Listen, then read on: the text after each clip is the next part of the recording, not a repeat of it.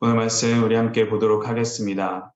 오늘 말씀은 창세기 27장 15절부터 29절에 있는 말씀입니다. 저와 함께 교독하시겠습니다. 리브가는 집안에 두었던 맏아들 에서의 옷 가운데 가장 좋은 옷을 꺼내 작은 아들 야곱에게 입혔습니다. 그녀는 야곱의 매끈한 두 손과 목덜미에 염소 가죽을 둘러 주었습니다. 그리고 자기 만든 음식과 빵을 자기 아들 야곱에게 건네주었습니다. 야곱은 아버지에게 가서 말했습니다. 아버지 이삭이 대답했습니다. 그래 내 아들아 내가 누구냐? 야곱이 아버지에게 말했습니다. 저는 아버지의 맏아들 에서입니다. 아버지께서 제게 말씀하신 대로 준비해 왔습니다. 자 일어나셔서 제가 사냥한 고기를 드시고 저를 축복해 주십시오. 이삭이 그 아들에게 물었습니다. 내가 어떻게 그렇게 빨리 잡아올 수 있었느냐? 야곱이 대답했습니다. 아버지의 하나님 여호와께서 제가 사냥감을 금방 찾을 수 있게 해주셨습니다. 그러자 이삭이 야곱에게 말했습니다. 내 아들아 이리 가까이 오너라. 내가 너를 좀 만져보아야겠다. 내가 정말 내 아들에서인지 알아보아야겠다. 야곱이 자기의 아버지 이삭에게 가까이 가자 이삭이 야곱을 만져보고 말했습니다. 목소리는 야곱의 목소리인데 손은 에서의 손이로구나. 야곱의 손이 그의 형 에서의 손처럼 털이 많았기 때문에 이삭은 알아보지 못하고 야곱을 축복했습니다. 이삭이 말했습니다. 정말 내 아들 에서가 맞느냐? 야곱이 대답했습니다. 그렇습니다. 이삭이 말했습니다. 내 아들아 내가 사냥한 고기를 내게 가져오너라. 내가 먹고 너를 마음껏 축복하겠다. 야곱이 음식을 가져오자 이삭이 먹었습니다. 또한 야곱이 포도주도 가져오자 이삭이 마셨습니다. 야곱의 아버지 이삭이 그에게 말했습니다. 내 아들아 이리 와서 내게 입을 맞춰라. 야곱이 이삭에게 가서 입을 맞추었습니다. 이삭은 야곱의 옷냄새를 맡고 나서 야곱을 축복하며 말했습니다. 보아라 내 아들의 향내는 여호와께서 축복하신 들의 향기로구나. 하나님께서 하늘의 이슬과 땅의 풍요로움 곧 곡식과 새 포도주의 풍성함을 내게 주실 것이다. 29절 함께 읽겠습니다. 민족들이 너를 섬기고 나라들이 내게 절할 것이다. 너는 내 형제들의 주인이 될 것이며 내 어머니의 아들들이 내게 절할 것이다. 너를 저주하는 사람들은 저주를 받고 너를 축복하는 사람들은 복을 받을 것이다. 아멘.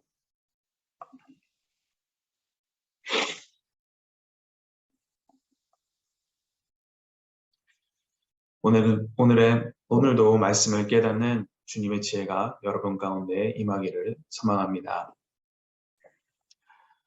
창세기 25장 23절에서 리브가 태안의 쌍둥이를 하나님께서 보내주시면서 그 쌍둥이를 보면서 하나님께서 이렇게 말씀하시죠.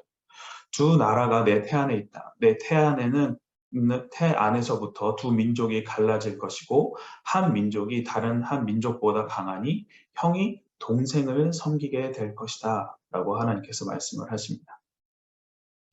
아브라함에게 그리고 이삭에게 주신 약속을 동생이 이어갈 것이라고 하나님께서 알려주십니다. 그리고 이 이야기를 리브가가 듣고 이삭도 알게 됩니다.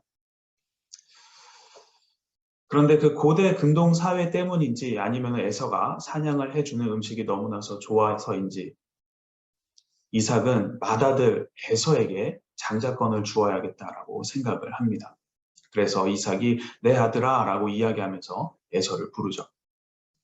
반대로 리브가는 태중에서부터 하나님의 음성을 들었습니다. 그래서인지 또 야곱을 조금 더 감싸 안고 다녔습니다. 그래서 야곱이 70이 넘도록 결혼도 못하고 엄마 곁에 있는 마마보이가 되었던 것 같습니다. 한 집안에서 얼마 되지도 않는 이 식구들 사이에 아빠는 큰아들을, 엄마는 둘째 아들을 편애하는 것입니다. 하나님께서 허락하신 그 공동체, 가정이라는 공동체, 한마음으로 하나님을 섬기는 그 가족 공동체가 지향해야 하는 모습과는 거리가 먼 모습이죠. 그러다 보니까 이 가족 공동체가 삐끄덕거릴 수밖에 없습니다. 어제 말씀에서 이삭이 늙어서 눈이 침침해져서 육적으로 영적으로 판단력이 흐려지게 되었습니다. 그때에 이삭은 자신이 편애하는 에서에게 장자의 축복을 주려고 준비를 시킵니다. 하지만 하나님의 언약 계승자는 에서가 아닌 이삭인 것을 기억하고 믿고 있었던 리브가는 야곱이 축복을 받을 계획을 세웁니다. 그렇게 어제 말씀이 끝이 나죠. 그렇게 세우는 그 리브가의 계획을 보면은 하나님의 뜻하심을 위한 계획인데 전혀 하나님께 묻거나 하나님의 뜻하심 가운데 진행되는 계획이 아니었습니다. 인간적인 생각, 세속적인 방법을 중심으로 계획이 세워지고 진행이 됩니다. 어떻게든 목적에만 도달하면 된다라는 생각에 이삭과 에서를 속여서 계획을 성사시키려고 하죠. 물론 리브가와 야곱이 이삭을 속여서 축복을 받으려고 하는 그 목적이 하나님께서 말씀하신 그 25장의 내용에 따른 그 언약을 야곱이 이어받기 위함이다라고 할 수 있습니다.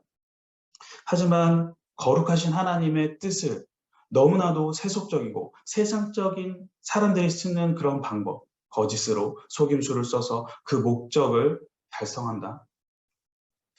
이것은 거룩하신 하나님의 일을 모독하는 일입니다. 여러분, 하나님은 어떠한 분이십니까? 거룩하신 분이죠. 어떠한 이유에서든 죄를 기뻐하시지 않으십니다. 죄는 절대 가깝게 지내시는 분이 아니시죠. 그러한 분의 뜻을 이루기 위해서 남을 속인다라고 하는 것은 결국 어떻습니까? 하나님이 기뻐하시지 않는 일입니다. 하나님은 그걸 원하시지 않으세요. 우리들은 이 땅 가운데 살면서 하나님의 뜻을 이루기 위한다라고 하면서 그 목적을 달성하기 위해서 하나님이 기뻐하시지 않는 방법들을 택할 때가 있습니다. 어떤 분들은 하나님께 교회에 더 많은 헌금을 하고 11조를 하기 위해서, 더 많은 11조를 하기 위해서 다른 이들에게 피해를 주는 행동 또는 더러운 선택을 하실 때가 있습니다. 그런데 그렇게 하나님께 드린 그 예물들을 받으시고 하나님께서 과연 기뻐하실까요? 그런 예물을 드리는 우리들을 보고 하나님께서 잘했다라고 칭찬을 하실까요?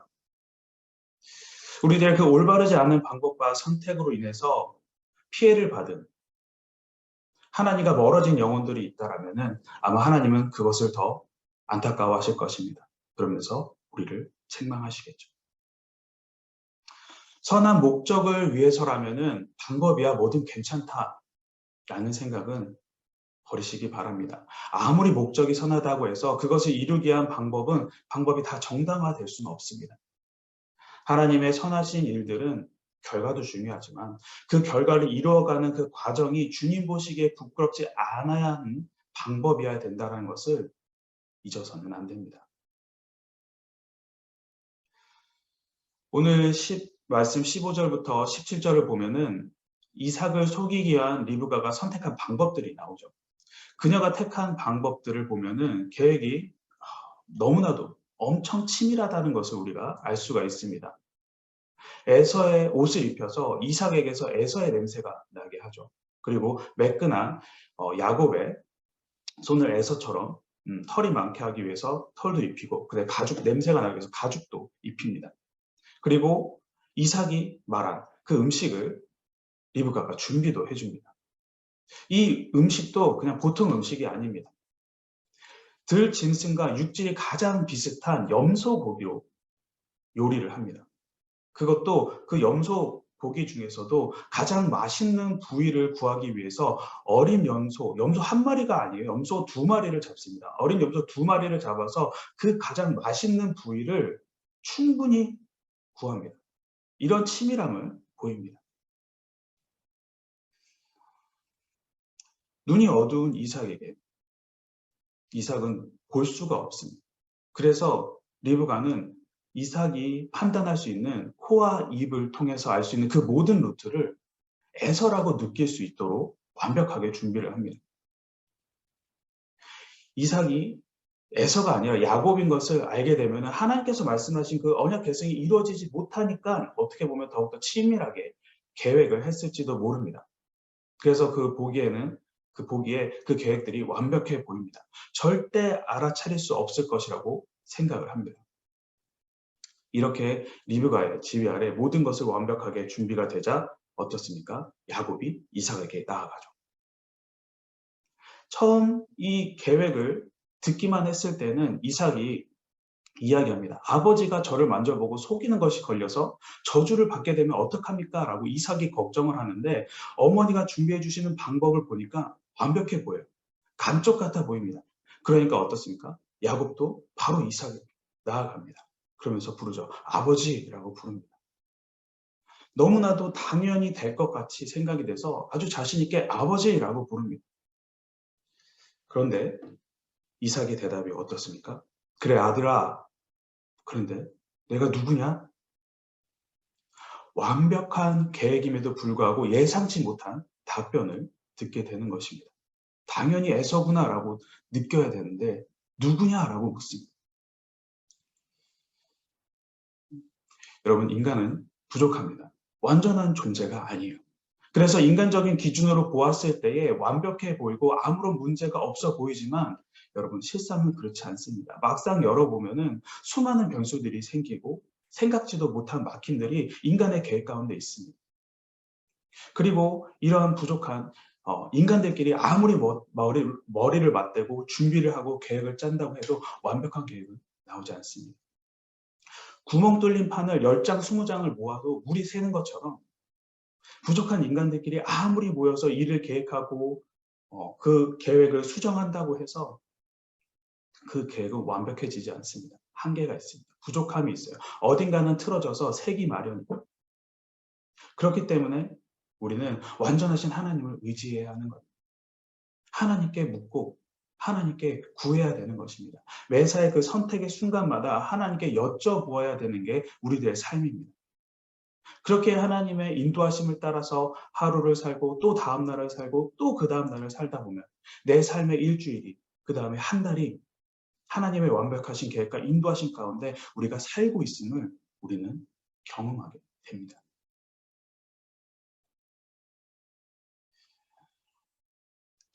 리브가와 야곱은 인간적이고 세속적인 방법으로 장자의 축복을 받을 계획을 자기들끼리 짭니다. 보기에 완벽해 보이는 계약이었지만 시작하자마자 틀어져 버리죠. 아버지라고 불렀더니 목소리가 이상한 것 같으니까 내 아들아 넌 누구냐라고 이야기를 합니다. 그래서 에서입니다 라고 하면서 제가 준비한 고기를 드시고 축복해 주십시오 라고 하니까 뭐라고 합니까? 어떻게 그렇게 빨리 잡았느냐? 그러면서 가까이 와봐라. 에서인지 내가 확인해 봐야겠다. 이삭이 계속해서 의심하고 미심쩍어 하죠. 눈이 침침해져서 확실히 볼 수도 없고 영적인 분별력이 없는 그런 이삭이었습니다. 어떻게 보면 아주 쉽게 넘어갈 수 있었습니다. 하지만 하나님께서는 자기를 부른 아들이 에서인지 야곱인지 의심을 하게 하죠. 확신이 들지 않게 하셨습니다. 25장에서 이미 에서가 야곱을 섬길 것이라는 것을 말씀하셨음에도 왜 하나님께서는 야곱에게 바로 이렇게 축복을 주시지 않고 이삭이 계속 의심해서 한 번에 넘어가지 못하게 하신 것일까요? 하나님께서는 하나님의 선한 목적을 위해서 잘못된 방법, 이 거짓된 방법을 통해서 목적이 성취되는 것이 하나님께서는 옳지 않다라고 계속해서 경고를 해주시는 거예요. 알았으면 좋겠다. 이 방법은 아니다. 그렇게 해서 야곱 그리고 리브가가 깨닫기를 원했던 그런 세상적인 방법이 아니라 남을 속이는 잘못된 방법이 아니라 하나님 보시기에 기쁨이 되는 방법이 있는데 왜 이렇게 잘못된 방법으로 그 목적을 달성하려고 하느냐. 그 잘못된 것을 깨닫게 해주시고 회개할 기회를 하나님께서 계속해서 주시는 것이죠. 그런 기회를 하나님께서 주셨지만 안타깝게도 야곱은 그것을 깨닫지 못합니다. 기회를 주시고 깨닫고 돌아갈 수 있는 기회를 열어주셨는데도 계속해서 밀어붙이죠. 그렇게 밀어붙이다가 뭐라고 이야기합니까? 아버지의 하나님 여호와께서 금방 찾을 수 있게 해주셨습니다. 하나님까지 끌고 와서 자기 계획을 달성하도록 어떻게든 밀어붙입니다. 하나님은 그렇게 말씀하시지 않으셨습니다. 기회를 주셨는데 회개하지 않고 계속해서 자기 고집대로 세상적인 방법으로 살다 보니까 어떻겠습니까? 걷잡을 수 없는 길까지 가게 됩니다. 여러분, 리브가와 야곱이 선택한 방법은 거짓입니다. 거짓에는 한계가 있어요.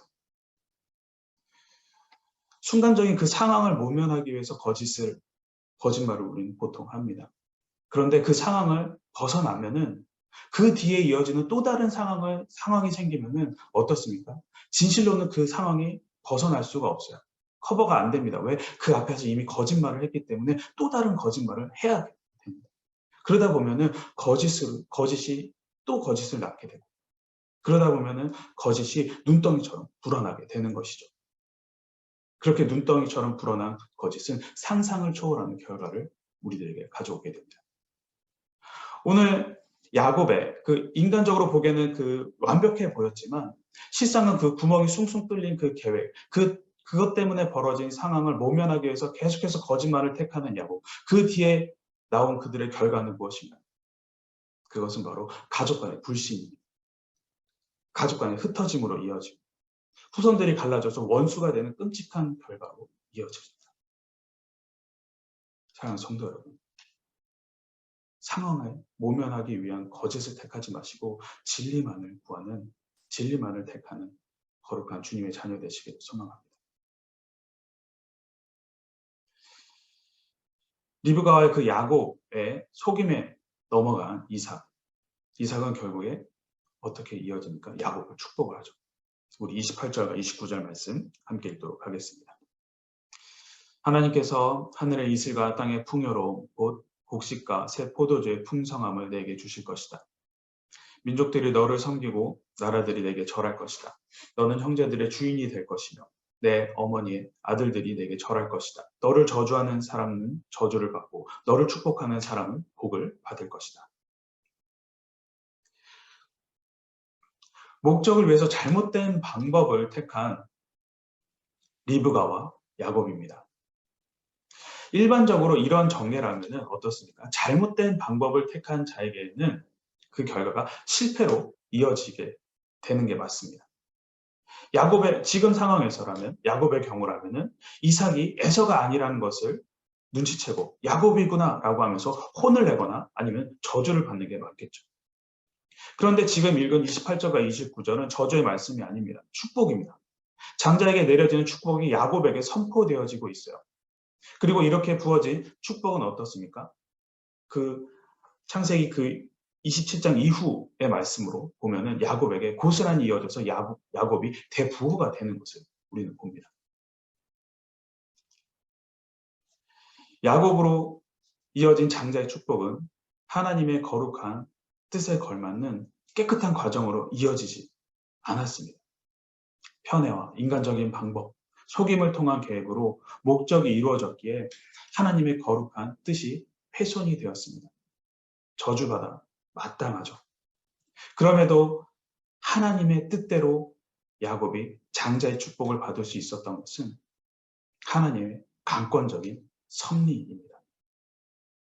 비록 연약하여서 하나님 앞에 범죄하고 하나님의 뜻을 훼손하였지만 그럼에도 불구하고 하나님의 뜻은 여러분 온전히 이루어진다는 것을 믿으시기 바랍니다. 오늘 말씀에서 리브가와 야곱은 하나님의 뜻을 알고 있었습니다. 그래서 그 약속을 이루려고 하죠. 하지만 그 방법에 있어서 너무나도 인간적인, 세속적인 방법을 택하여서 거짓을 택합니다. 그래서 이삭을 속이게 되죠. 그런 그들에게 하나님께서는 돌이킬 수 있는 기회를 주셨는데도 그들은 그 기회를 택하지 않고 자신들의 인간적인 욕심만을 끝까지 따릅니다. 이에 하나님께서는 약속을 잊지 않은 그들을 통해서 뜻은 이루시지만 하나님의 섭리에 불순종한 결과를 그들과 그들의 후손이 대대로 감수하게 하십니다. 여러분, 하나님의 뜻은 오늘날 우리들 가운데도 계속해서 이어져 가고 있습니다. 언제나 하나님의 뜻과 섭리에 온전히 순종하시는, 그래서 하나님의 계획하신 가운데 기쁨으로 나아가는 여러분 되시기를 주님의 이름으로 간절히 소망합니다. 오늘 말씀 가지고 우리 함께 기도하도록 하겠습니다.